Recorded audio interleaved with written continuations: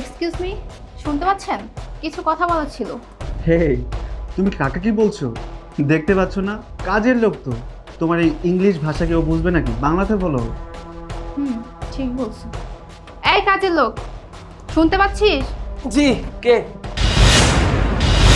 আরে বৃষ্টি, তুমি এখানে? তুমি তুমি এই বাসায় কি করছো? এই, তুমি কি ওকে চিনো? হ্যাঁ, চিনবো না কেন? চিনো মানে কিভাবে চিনো? ও তো একটা কাজের ছেলে, কাজের ছেলেকে তুমি কিভাবে চিনবে? অ্যাকচুয়ালি ও আমাদের ভার্সিটিতেই পড়তো। কি? এই কাজের ছেলে তোমাদের ভার্সিটিতে পড়তো? মানে কি, কিভাবে? হ্যাঁ, আর ও তো ক্লাসের সব মেয়েদের ক্রাশ ছিল। আমারও একটু একটু ক্রাশ ছিল। হোয়াট? এই কাজের ছেলে সব মেয়েদের ক্রাশ ছিল? মানে তোমারও ক্রাশ ছিল? এটা আমাকে বিশ্বাস করতে হবে। কি বলছো কি তুমি এসব? মাথা নষ্ট হয়ে গেছে নাকি? আচ্ছা, সেসব কথা বাদ দাও। বৃষ্টি, অনেকদিন পর তোমাকে দেখলাম। কেমন আছো? হ্যাঁ, ভালো আছি। আচ্ছা, এই ভদ্র লোকটাকে তো চিনলাম না। ভদ্রলোকটা কে? ও হ্যাঁ, তোমার সাথে পরিচয় করিয়ে দিই। ও আর কেউ না, ও হচ্ছে আমার হাজবেন্ড। ওর নাম শ্রাবণ। ও অনেক বড় একটা কোম্পানিতে জব করে। হাজবেন্ড? ওয়াও, আলহামদুলিল্লাহ, তুমি বিয়ে করে ফেলেছো। যাক, দেখে বেশ ভালো লাগছে। মাশাআল্লাহ, তোমাদের দুজনকে বেশ ভালো বানিয়েছে। তোমার হাজবেন্ড দেখছি বেশ হ্যান্ডসাম। হ্যাঁ, হ্যান্ডসাম তো হবেই। টাকা থাকলে মানুষ এমনিতেই হ্যান্ডসাম হয়। আমার হাজবেন্ডের মাসিক স্যালারি জানো? আমার হাজবেন্ডের মাসিক স্যালারি 2 লক্ষ টাকা। আমাদের কোনো কিছুর অভাব নেই। আমি যখন যেটা চাই আমার হাজবেন্ডের কাছে, আমার হাজবেন্ড আমাকে তখন সেটাই এনে দেয়। 2 লাখ টাকা? বাহ, আলহামদুলিল্লাহ, বেশ সুখে আছো দেখছি তাহলে। হ্যাঁ, সুখে তো থাকবোই। কেন, তুমি কি ভেবেছিলে আমি সুখে থাকবো না? হুম, সুখে থাকতাম না যদি আমি তোমাকে বিয়ে করতাম। ভাগ্য ভালো আমি ওকে বিয়ে করেছিলাম, তাই তো এখন সুখে আছি। তোমাকে বিয়ে করলে তো এখন তুমি যেমন মানুষের বাসায় কাজ করতেছো, আমারও হয়তো তোমার সাথে মানুষের বাসায় বাসায় কাজ করতে হতো। হ্যাঁ, তুমি অবশ্য ঠিক কথাই বলেছো। তুমি যদি ওকে বিয়ে করতে, ও যেরকম মানুষের বাসায় কাজে লোকে কাজ করছে, তোমার হয়তো বা কারো বাসায় ওই ঘর মুছতে হতো, রান্না বান্না করতে হতো। তুমি আমাকে বিয়ে করে একদম ঠিক কাজ করেছো। তোমাকে শুধু আমার পাশেই মানে। এই যে তুমি যখন যা চাচ্ছ, আমি তোমাকে তখন তাই দিচ্ছি। আমি যে মাসে 2 লাখ টাকা ইনকাম করি, তার অর্ধেকের বেশি টাকা তো আমি তোমার পেছনেই খরচ করি। ও কি পারতো 2 লাখ টাকা তোমার পেছনে খরচ করতে? আরে আমি কি বলছি, 2 লাখ টাকা তো জীবনে কোনোদিন চোখেই দেখেনি, খরচ করবে কোত্থেকে? বৃষ্টি, এত বছর পর দেখা হলো, ভাবলাম একটু ভালো মতো কথা বলবে, কিন্তু এখনো দেখছি আগের মতোই আছে। তোমার মনে পড়ে ভার্সিটি লাইফে থাকতে আমি যখন একটু সাধারণ জামা কাপড় পরে ভার্সিটিতে আসতাম? হয়তো আমি মেয়েদের ক্রাশ ছিলাম, এটা ঠিক, কিন্তু কিছু কিছু মেয়েরা ছিল তোমার মতো যারা আমাকে কটূক্তি করে কথা শোনাতো। এখনো তুমি সেই আগের মতো অহংকারী আছো দেখছি। এই, একদম মুখ সামলে কথা বলো। তুমি কিন্তু ভুলে যাচ্ছ তোমার পজিশন কি। তুমি এই বাসার সামান্য একটা কাজের লোক। তুমি একটা কাজের লোক হয়ে আমাদের সাথে এভাবে কথা বলতে পারো না। আচ্ছা, বাদ দাও এসব কথা। এখানে কি মনে করে কোনো কাজ? ও, তোমাকে তো বলাই হয়নি। আসলে হয়েছে কি, এই এলাকাতে আমার হাজব্যান্ড নতুন একটা অফিস নিয়েছে, তাই আমাদের এখানেই থাকতে হবে। এই জন্য ভাবলাম এদিকে দেখে একটা ফ্ল্যাট নিয়ে নিব। আর রাস্তা দিয়ে যাওয়ার সময় দেখলাম টুলেট ঝোলানো, তাই কথা বলতে আসলাম। ও আচ্ছা, ফ্ল্যাটের ব্যাপারে কথা বলতে আসছো। তো ফ্ল্যাট কি তোমরা দেখেছো, পছন্দ হয়েছে?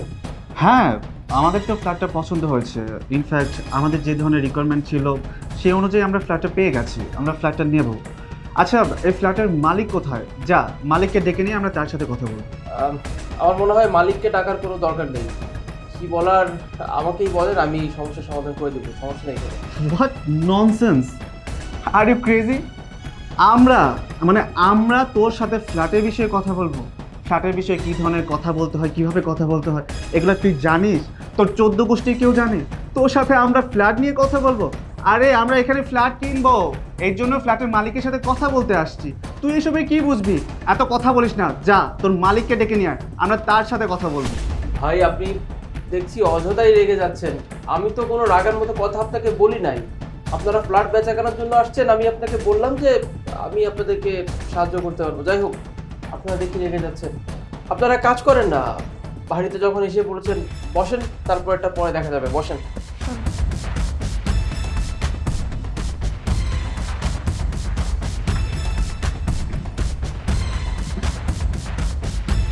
দেখেছো, তুমি না বললে এই ছেলেটা ভার্সিটিতে পড়েছে, শিক্ষিত, মেয়েদের ক্রাশ ছিল। এটা মেয়েদের ক্রাশের নমুনা? কি পরিমাণে আস্তা বেয়াদব একটা ছেলে, আমার সামনে পায়ের উপর পা তুলে বসেছে, আবার গামছা ঝাড়া দিয়েছে। বৃষ্টি, তুমি আমার বান্ধবী ছিলে, আমরা একসঙ্গে পড়াশোনা করেছি। সেই সুবাদে যে মানুষটাকে তুমি বিয়ে করেছো সে আমার সম্পর্কে দুলাভাই বলা চলে। শুধুমাত্র তোমার মুখের দিকে তাকিয়ে আমি কিন্তু কোনো জবাব দিচ্ছি না। তার মানে এটা না যে তোমরা আমাকে ননস্টপ অপমান করেই যাবে আর আমি চুপচাপ বসে থাকবো। সাজিদ, মুখ সামলে কথা বলো। তুমি কিন্তু ভুলে যাচ্ছ তুমি আমার হাজবেন্ডের সাথে কথা বলতেছো, আর আমরা তো নিজের চোখেই দেখতেছি তুমি এই বাসায় কাজ করতেছো। আর তুমি এত বড় বড় কথা বলো কোন সাহসে? হ্যাঁ, তোমার কোনো যোগ্যতা আছে আমাদের মুখের উপর কথা বলার? ভাগ্যিস সেদিন আমি তোমাকে প্রপোজ করিনি, তোমার মতো একটা মানুষকে ভালোবাসিনি। যদি তোমাকে ভালোবাসতাম তাহলে আজকে এত সুখে থাকতে পারতাম না। ওকে আমি বিয়ে করে অনেক ভালো করেছি, ওকে বিয়ে করেছি দেখেই আজকে এত সুখে থাকতে পারতেছি। তোমাকে যদি বিয়ে করতাম তাহলে সুখে থাকা তো দূরের কথা, আমার কপালে যে কি দুঃখ থাকতো সেটা আমি নিজেও বুঝতে পারতাম না। আরে কাজের ছেলেকে কাজের ছেলে বলছি, এটা আবার দোষে কি আছে? তুই তো এবারে কাজের ছেলে, কাজ করে খাস। তোর সাথে যে আমরা এখানে বসে বসে কথা বলছি, এটা তোর ভাগ্য রে। এই বাসায় যে গেস্ট আসে, গেস্টের সাথে কিভাবে কথা বলতে হয় এটা তুই জানিস না? তোর মালিক আসুক, তোর মালিককে তোর নামে আমি বিচার দেবো। তুই যে আমাদের সাথে কেমন ব্যবহার করেছিস সেই কমপ্লেন জানাবো। আরে মানুষের সাথে কিভাবে কথা বলতে হয়, তার সাথে কিভাবে ব্যবহার করতে হয় সেটা তুই জানিসই না। তুই কিভাবে ভার্সিটিতে লেখাপড়া করছিস রে? আবার ও বলছে তুই নাকি ওর ক্রাশ ছিলিস। আমার আফসোস হচ্ছে জানো বৃষ্টি, এই ছেলেটা কি করে তোমার ক্রাশ হতে পারে? এই ছেলেটা ক্রাশ কি করে হয় মেয়েদের? বৃষ্টি, আমি তোমাকেও বলছি আর তোমার হাজব্যান্ডকেও বলছি, মানুষকে না এভাবে জামা কাপড় দেখে জাজমেন্ট করতে যেও না। মানুষকে একটু সম্মান দিয়ে কথা বলতে শিখো। তুমি আগেও ভার্সিটিতে পড়াকালীন যেমনটা ছিলে এখনো দেখছি তেমনটাই আছো। আর তোমার হাজব্যান্ড একজন ভদ্রলোক, ব্যবসায়ী, অনেক ভালো একটা কোম্পানির আন্ডারে তিনি আছেন। আপনি যেহেতু সম্পর্কে আমার দুলাভাই হন, আপনার উপর সম্মান রেখেই বলছি। আপনি শুধুমাত্র আমার বান্ধবীর হাজবেন্ড বিধে আমি আপনার সঙ্গে ভদ্রভাবে কথা বলছি, কিন্তু এরপর আপনারা যদি আর একটা বারও আমাকে অপমান করে কথা বলেন তখন কিন্তু আমি ভুলে যাব যে আপনারা আমার পরিচিত। সাজিদ, এখন কিন্তু তুমি বেশি বাড়াবাড়ি করতেছো। আমি কিন্তু তোমার গায়ে হাত তুলতে বাধ্য হব। তোমার সাহস কি করে হয় তুমি আমার সামনে বসে আমার হাজবেন্ডকে অপমান করতেছো? ডাকো তোমার বাড়ির মালিককে। তোমার বাড়ির মালিক আসলে আমি তার কাছে তোমার নামে কমপ্লেন করব। তোমাকে কিভাবে এখান থেকে বের করতে হয় সেই ব্যবস্থাই আমি করব। বৃষ্টি, ও যদি তোমার পরিচিত কেউ না হতো না, এতক্ষণ ওর পা কেটে হাতে ধরিয়ে দিতাম। ও যে পরিমাণে বেয়াদবি আমার সাথে করছে, ও তো আমাকে চিনে না, আমি ওকে কি করতে পারি? কি ব্যাপার সাজিদ, এখানে তো চিৎকার চেঁচামেচি কিসের? আসসালামু আলাইকুম ম্যাডাম। ওয়ালাইকুম আসসালাম। হ্যাঁ, আমরাই আপনাকে কল করেছিলাম। কিন্তু ম্যাডাম, একটা জিনিস দেখে আমরা একদম হতাশ হয়ে গেলাম। আপনি কেমন কাজের ছেলে রেখেছেন? আমরা এখানে আসার পর এই ছেলেটা আমাদের সাথে অনেক ধরনের বেয়াদবি করছে, খারাপ আচরণ করছে, এমনকি সোফায় বসেছে, আমাদের সামনে পায়ের উপর পা তুলে বসেছে, আমাদেরকে উল্টোপাল্টা কথা বলছে। এরকম কাজের ছেলে যদি আপনি রাখেন, এরপর যখন ফ্ল্যাট বেচাকেনা করবেন, অন্য কাস্টমারদের সাথে যদি ও খারাপ ব্যবহার করে, তাহলে তো আপনার দুর্নাম হবে, আপনার বদনাম হবে। এই ধরনের লোকজন রাখবেন না, এদেরকে বের করে দিন। তাছাড়া ম্যাডাম, কাস্টমার হচ্ছে ঘরের লক্ষ্মী। ও যদি এইভাবে কাস্টমারদের সাথে খারাপ আচরণ করে তাহলে তো আপনার বিজনেস লাটে উঠবে ম্যাডাম। আপনাকে এখনো বলছি, সময় আছে, ওকে বের করে দিন। শ্রাবণ, তুমি ওর কাছ থেকে এর থেকে ভালো কিছু আশা করছো কিভাবে? ও আগেও যেমন বেয়াদব ছিল এখনো এমনই বেয়াদব। আচ্ছা এক মিনিট, আপনি কি ওকে চেনেন? ম্যাডাম, আপনি কি বললেন আমি ওকে চিনি কি না? হ্যাঁ ম্যাডাম, আমি ওকে খুব ভালোভাবে চিনি। একটা সময় ও আমার ক্রাশ ছিল, এখন আমার ভাবতেই ঘৃণা লাগতেছে। আমার নিজের রুচির উপর আমার নিজেরই ঘৃণা হচ্ছে। আমি কি দেখে ওর মতো একটা বস্তিকে পছন্দ করেছিলাম। সাজিদ, এই মেয়ে কি বলছে? তুমি কি এই মেয়েকে চেনো? হ্যাঁ, আমি ওকে বেশ ভালো মতোই চিনি। আমার সঙ্গে ভার্সিটিতে পড়তো। সত্যি বলতে ও ঠিক কথাই বলেছে। ভার্সিটিতে হয়তো কয়েকজন মেয়ে ছিল যারা আমাকে পছন্দ করতো, কিন্তু আমি তো খুব সাধারণভাবে চলাফেরা করতাম। এসব প্রেম, প্রীতি, ভালোবাসা আমার স্টুডেন্ট লাইফে কখনোই পছন্দ ছিল না। যাই হোক, এই ব্যাপারে আর আমি কথা বলতে চাই না, কিন্তু একটা কথাই বলবো যে ভেবেছিলাম ও হয়তো বদলে গেছে, কিন্তু না, আগেও যেমন অহংকারী ছিল, মানুষকে অপমান করে কথা বলতো, এখনো আগের মতোই আছে। ম্যাডাম, আমি একটা জিনিস বুঝতে পারছি না, আপনি একটা সামান্য কাজের ছেলের পাশে কেন বসছেন? তাছাড়া আপনি ওকে তুমি করে বলছেন, ও আপনাকে তুমি করে বলছে, আমি কিছুই বুঝতে পারছি না। ভাইয়া, আপনার ওয়াইফ যদি আপনাকে তুই তোকারি কথা বলে তখন কিন্তু আপনার ঠিকই খারাপ লাগবে। ঠিক তেমনটাই খারাপ আমারও লাগছে, আপনি আমার হাজবেন্ডকে তুই তোকারি করে কথা বলছেন। মানে ম্যাডাম, আমি বুঝতে পারলাম না। এই মানুষটা আর কেউ না, এই মানুষটা আমার হাজবেন্ড। কি? এই কাজের ছেলেটা আপনার হাজবেন্ড? কিভাবে সম্ভব ম্যাডাম? ভালোই হয়েছে আমি তোমাকে বিয়ে করিনি। শেষ পর্যন্ত কিনা তুমি টাকা পয়সার জন্য এই ম্যাডামকে বিয়ে করেছো। তাতে লাভ কি হলো বলো? তোমার তো এই বাসায় কাজের লোক হয়ে থাকতে হচ্ছে, ম্যাডামের সমস্ত কাজ তোমারই করতে হচ্ছে। আর ম্যাডাম, আপনার এত টাকা পয়সা থাকা সত্ত্বেও আপনি কিনা আমার রিজেক্ট করা ছেলেকে বিয়ে করলেন। আর সাজিদ, তোমার দিনকাল এতই খারাপ করেছে যে তুমি টাকা পয়সার লোভে এই ম্যাডামকে বিয়ে করে তার বাড়িতে কাজের লোক হয়ে আছো। আরে এর চেয়ে ভালো রিক্সা চালাতে, তাও অন্তত সম্মান পেতে। আমি বুঝলাম না আপনারা বারবার ওকে কাজের ছেলে বলে কেন সমর্থন করছেন। আর মানুষকে সম্মান দিয়ে কথা বলতে শিখুন, আপনাদের দেখে তো মনে হয় যথেষ্ট ভদ্র আপনারা। ম্যাডাম, কাজের ছেলেকে কাজের ছেলে বলছি, তাছাড়া ওর তো পোশাক আশাক দেখেই বোঝা যাচ্ছে ও একটা কাজের ছেলে। ও আপনার বাসায় কাজ করে, আর আমরা যখন ভিতরে ঢুকেছি তখনই দেখতে পেয়েছি ও সবকিছু পরিষ্কার করছিল। ও তো কাজের ছেলেই। ম্যাডাম, আপনাকে একটা ভালো সাজেশন দিচ্ছি, এই ছেলেটাকে যেভাবে হোক বের করে দেন, তা না হলে ও আপনার বদনাম করে ছাড়বে। আমি বুঝলাম না আপনাদের সমস্যাটা কি। এবার কিন্তু আপনারা আপনাদের লিমিট ক্রস করছেন।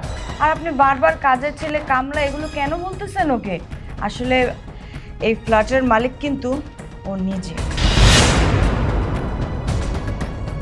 কি ম্যাডাম, আপনি এসব কি বলছেন? এই ফ্ল্যাটের মালিক সাজিদ? ম্যাডাম, আপনার কি মাথা খারাপ হয়ে গেছে? হ্যাঁ, যা বলছি ঠিক বলছি, আর আপনারা যা শুনেছেন ঠিকই শুনেছেন। আমার তো কোনো সামর্থ্যই নেই একটা ফ্ল্যাট কেনার, ভালোভাবে থাকার। আমি একটা গরিব ঘরের সাধারণ মেয়ে। আর আজকে এই গাড়ি বাড়ি যত যা কিছু দেখছেন সবই সাজিদের। আমার কোনো সামর্থ্যই নেই একটা কাজের লোককে রাখার, কিন্তু সাজিদের সামর্থ্য আছে আপনাদের মতো 4-5 জনকে ওর পিছনে ঘোরানো। সো মানুষকে জাজ করার আগে তার ভেতরটা দেখুন, তাকে বাহির থেকে দেখেই বিচার আচার করতে যাবেন না। উপরে আল্লাহ বলে একজন আছে বৃষ্টি, আল্লাহ যদি কারো সহায় থাকেন না, তাহলে সেই মানুষ কখনোই জীবনে ব্যর্থতার সম্মুখীন হতে পারে না। এটা ঠিক যে আমি অনেক ব্রিলিয়েন্ট স্টুডেন্ট ছিলাম, আবার এটাও ঠিক আমি চাইলেই স্টুডেন্ট লাইফে অনেকগুলো মেয়ের সঙ্গে সম্পর্কে জড়াতে পারতাম, কিন্তু আমি কখনো সেই কাজটা করিনি। কেন করিনি জানো? কারণ আমি বেশ ভালো মতোই জানতাম যে স্টুডেন্ট লাইফে একজন ছাত্র অথবা ছাত্রী নিজের জীবনটাকে যেভাবে গড়বে, ভবিষ্যতে তার জীবন তাকে সেভাবেই মূল্যায়ন করবে। যে কারণে আমি সব সময় আমার রেজাল্টের পেছনে ছুটেছি, আমার ক্যারিয়ারের পেছনে ছুটেছি। সেই ক্যারিয়ারের পেছনে ছুটতে গিয়ে অনেক সময় অনেক সাধারণভাবে চলাফেরা করতাম, আর যে কারণে তোমাদের মতো অনেক মেয়েরা আমাকে অনেক সময় অনেক উল্টাপাল্টা কথাও বলতে। হয়তো একটু দেখতে শুনতে ভালো ছিলাম, বডি ফিটনেস ভালো ছিল বিধায় তোমরা আমার উপর ক্রাশ খেতে, কিন্তু যখনই দেখতে যে আমি গরিব ঘরের সন্তান, তখনই তোমরা আমাকে ছেড়ে চলে যেতে বা আমার সঙ্গে মিশতে না। এনিওয়ে, রেজাল্ট আউট হওয়ার পর আমি চিন্তা ভাবনা করতে থাকি যে না, একটা সময় তো অনেক অপমান সহ্য করেছি, আর কত, এবার তো অন্তত ঘুরে দাঁড়ানোর পালা, তাই না? আমি বিভিন্ন জায়গায় চাকরির ইন্টারভিউ দিতে থাকি। একসময় চাকরি ইন্টারভিউ দিতে দিতে আমার একটা আর্কিটেক্ট কোম্পানিতে জব হয়, যেটাকে আমরা বলি রিয়েল এস্টেট কোম্পানি। জব করতে থাকি, 6 মাসের মাথায় আমার প্রমোশন হয়। আল্লাহর রহমতে আমার কপালটা অনেক ভালো যে কোম্পানির যিনি বস ছিলেন তিনি আমাকে নিজের ছেলের মতোই ভালোবাসতেন, কারণ ওনার ছেলেও নাকি দেখতে আমার মতোই ছিলেন। ওনার ছেলে একটা রোড অ্যাক্সিডেন্টে মারা যান, তারপর উনি ওনার ছেলের সমস্ত ভালোবাসা আমাকে দিতে থাকেন। আমার জীবনে যত সমস্যা আছে সব সমস্যা সমাধানের দায়িত্ব তিনি নিয়ে নেন। অবশ্য আমি যে ফ্রিতে সব কিছু পেয়ে গেছি তেমনটা না, আমি আমার যোগ্যতা দিয়েই আজ এই পর্যন্ত এসেছি। আজকে এই এলাকাতেই আমার পাঁচটা অ্যাপার্টমেন্ট আছে, আর এক একটা অ্যাপার্টমেন্টের মূল্য কত সেটা তোমরা বেশ ভালো মতোই জানো। কি বলো সাজিদ, এই এলাকায় তোমার আরো 5টা অ্যাপার্টমেন্ট আছে? এটা কিভাবে সম্ভব? শুধু 5টা অ্যাপার্টমেন্ট আছে এটা বললেই ভুল হবে, আমার আরও 3টা বাইং হাউস আছে, যে বাইং হাউসের মালিক আমি। আজকে আমার কাছে গাড়ি আছে, বাড়ি আছে, ব্যাংক ব্যালেন্স সব কিছু আছে। এটা কেন সম্ভব হয়েছে জানো? শুধুমাত্র সঠিক একটা মানুষের সাপোর্টের জন্য। আজকে দোলা, দুলার মতো একজন ভালো মানুষ যদি আমার জীবনে না আসতো, আমি হয়তো আমার জীবনটাকে সুন্দরভাবে সাজাতেই পারতাম না। আর তোমাদেরকে অনেক ধন্যবাদ। তুমি, শেখা, তারপরে আদার্স যারা ছিল, যারা আমাকে পছন্দ করতা, তারা যদি আমাকে রিজেক্ট না করতে, আমাকে অপমান না করতে, তাহলে হয়তো আমি তোমাদের অপমান থেকে শিক্ষাও নিতে পারতাম না, আমার মধ্যে জেদও জাগ্রত হতো না, আর আজকে আমি এত ভালো একটা পজিশনে আসতে পারতাম না। এনিওয়ে, তোমরা তো এখনো মানুষকে তার পোশাক আচার দেখে বিবেচনা করো। একটা কথাই বলবো, মানুষের ভাগ্য খুলতে সময় লাগে না। তাই বলি কি, মানুষকে পোশাক আশাক দেখে না অন্তত বিচার বিবেচনা করতে যেও না। এটা আমার বাসা, আমার বাসায় আমি প্রত্যেক উইকেন্ডে ঝাড়ু দিই, ফ্যান পরিষ্কার করি, তারপরে জামা কাপড় পরিষ্কার করি। এই কাজগুলো করতে আমার ভালো লাগে, কারণ আমার কাছে মনে হয় যে ও আমার ওয়াইফ, আমি যদি ওর কাজে হেল্প করি তাহলে সংসারটা অনেক ভালো থাকবে, তাই না? এই কারণে আমি আমার বাসায় যে উইকেন্ডে যখন বাসায় থাকি এই কাজগুলো করি। কিন্তু তোমরা এসে যখন দেখলে আমি ঝাড়ু দিচ্ছিলাম, তোমরা ভেবেই নিয়েছিলে আমি বাড়ির কাজের লোক আর আমাকে অপমান করতে শুরু করে দিলে। তাই বলি কি, এরপর থেকে না মানুষকে তার পোশাক আচার দেখে বিবেচনা করো না, অন্তত মানুষকে সম্মান করতে শেখো। আর বৃষ্টি, তোমাকে একটা কথা বলি, অহংকার পতনের মূল, এটা জানো তো? স্বর্ণ স্বর্ণই, রূপা রূপা, আর হিরে হিরেই, আর মানুষ মানুষই। তুমি যেমন রক্তে মাংসে গড়া মানুষ, আমরাও কিন্তু রক্তে মাংসে গড়া মানুষ। মানুষে মানুষে কখনো ভেদাভেদ হয় না। সাজিদ আমাকে বলেছে বৃষ্টি নামের আমার একটা ফ্রেন্ড ছিল, অনেক অহংকার করে কথা বলতো। আজকে সেটার প্রমাণ আমি হাতে নাতেই পেলাম। আসলে ভুলটা আমারই। আমি সেদিনও ভুল করেছিলাম, আজও ভুল করেছি। ম্যাডাম, আপনার ভাগ্যটা অনেক ভালো, আপনি খাঁটি সোনা পেয়েছেন। আর আমার ভাগ্যটা দেখুন, আমি সোনা পেয়েই হাতছাড়া করে ফেলেছি। বৃষ্টি, তুমি সব কি করছো? তুমি এখন ওর সামনে আমাকে অপমান করছো। তুমি কিন্তু কিছুক্ষণ আগেই ওকে অপমান করেছো। যখন শুনতে পেলে উনি অনেক টাকা পয়সার মালিক, ওনার অ্যাপার্টমেন্ট আছে, গার্মেন্টস আছে, অমনি তোমার কথা বলার ধরন চেঞ্জ হয়ে গেল। তুমি ওনার সামনে আমাকে অপমান করে কথা বলছো। দেখো, আমি ওইভাবে বলতে চাইনি। আমি এটা বলেছি যে সেদিন ওকে এভাবে অপমান করাটা আমার ঠিক হয়নি। ভাই, আসলে আমরা এখানে আসার পরের থেকে আপনাকে কাজের ছেলে ভেবে আপনার সাথে অনেক খারাপ আচরণ করেছি। দয়া করে আপনি কিছু মনে করবেন না, আপনি আমাদেরকে মাফ করে দেবেন। বৃষ্টি, একটা কথা বলি, জীবনে যা পেয়েছো তা নিয়ে সন্তুষ্ট থাকার চেষ্টা করো। এমনও হতে পারে যে জিনিসটা এখন তোমার কাছে আছে সেটা ভবিষ্যতে নাও থাকতে পারে। অতএব নিজের অবস্থানকে সম্মান করতে শেখো। আর তুমি আমাকে অপমান করলে কি হবে? তোমাকে আমি আমার খুব আপন একজন মানুষ ভাবি, আত্মীয় ভাবি, বন্ধু ভাবি। আর এই কারণে আমি তোমাকে বলছি, তোমরা আমার সঙ্গে এতক্ষণ যে ব্যবহার করেছো আমি কিছুই মনে করিনি। আমি তোমাদেরকে মাফ করে দিয়েছি। এটা নিয়ে তোমাদেরকে গিল্ট ফিল করার কিছুই নেই। আর আমার কাছে মাফ চাইতে হবে না। বাকি রইলো তোমাদের ফ্ল্যাটের কথা। তোমরা আগামী সপ্তাহে এসো আমার অফিসে, আমি সমস্ত দলিলপত্র রেডি করে রাখবো। তারপর যদি ব্যাটে বলে মিলে যায় তাহলে তোমাদের সঙ্গে আমার ডিল হবে, এটা আমি কথা দিচ্ছি। ভাইয়া, আপনাকে আমরা যতই ধন্যবাদ জানাবো ততই কম হয়ে যাবে। আর ঠিক আছে, কোনো সমস্যা নেই, আমরা তাহলে সামনের সপ্তাহে আসব। আর তারপরেও আমরা আমাদের ব্যবহারের জন্য আবারও লজ্জিত। হ্যাঁ সাজিদ, তুমি আমাদেরকে ক্ষমা করে দাও। আমরা আসলে বুঝতে পারিনি, আমরা তোমার সাথে অনেক খারাপ ব্যবহার করে ফেলেছি। ইটস ওকে বৃষ্টি, আমি তো বললাম আমি কিছু মনে করিনি। ঠিক আছে, তোমাদের সঙ্গে আমার তাহলে নেক্সট উইকে দেখা হবে। আচ্ছা ঠিক আছে ভাই, তাহলে আমরা আজকে উঠি, সামনের সপ্তাহে দেখা হবে ইনশাআল্লাহ। আসসালামু আলাইকুম। ওয়ালাইকুম আসসালাম। চলো বৃষ্টি।